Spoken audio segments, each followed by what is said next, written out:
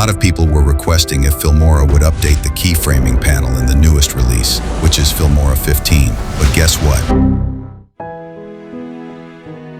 And is continuously confusing a lot of people. Hey everyone, this is Filmora Focus. Get your coffee and tell CapCut editors they are still allowed to join us. Now, I believe every one of you knows what keyframes are. We are just going to start from the starting point to make it easy for every one of you that has clicked this video. The keyframes are what we use to transform videos, images, elements, etc. For example, right here I have this video clip. When you add a keyframe on these particular frames, after a few frames, you can change the values on the Transform tab.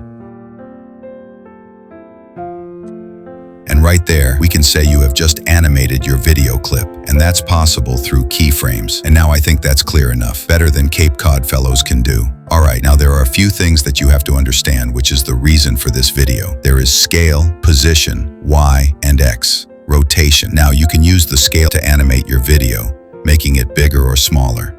You can use the position X to move it horizontal, or the position Y to move it vertical. And of course, you can use the rotation to rotate. Alright, now let's talk about the anchor point. When you select your video right on the preview screen, you can see this little dot here right on the center of your video file. And this is going to appear on everything. It might be a title, an element, or stickers.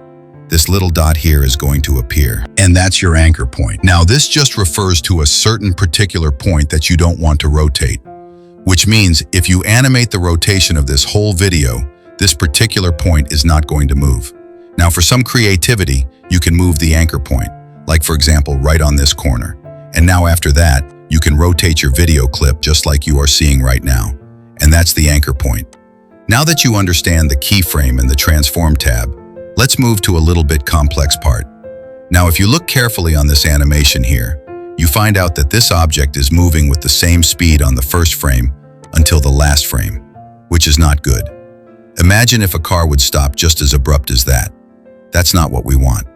So for you to slow it down on the starting point, increase it on the middle, and then slow it down again on the ending point, you use the keyframing graphs. And for you to find that, you can either use this little option right here, or just right-select your video, and then show the keyframing animation. Okay, just calm down if this looks intimidating. I'll break it for you in a moment. Now this should be understood step by step. Now let's just say you have animated the position X only at this point, which means you have this kind of an animation.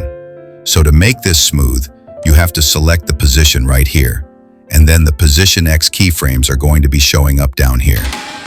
CapCut stumbles trying to race, and now you can select the keyframe. Choose on these options right here, where there is linear, curve, continuous, freeze, ease in, or ease out. Now for the first keyframe, of course, you can use the ease out and then the last ease in. Those are just most common options. Alright, and now as you can see, there's now a graph handle. Alright, my fellow editors, you are getting it pretty good.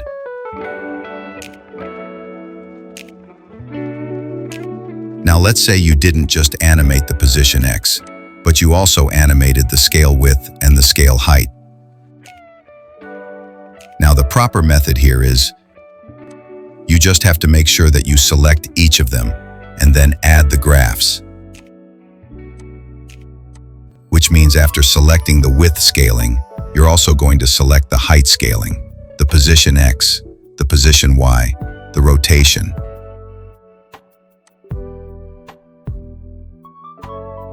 But hey, that can be so much time consuming. What if there was a way to do that without opening the key graph? Alright, so let's come back here. Now, as you can see, your keyframes are showing up right here in the timeline. So you can just do the same thing of right-selecting your keyframe, use the Bezier curve option, and then apply your ease out.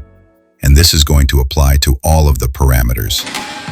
CapCut stumbles trying to race, but Filmora strides are full of grace. With AI cutouts and keyframe finesse. Now one of the main requests is from Filmora users is about keyframing panel. Alright, so a lot of users are requesting if Filmora could add a keyframing panel somewhere.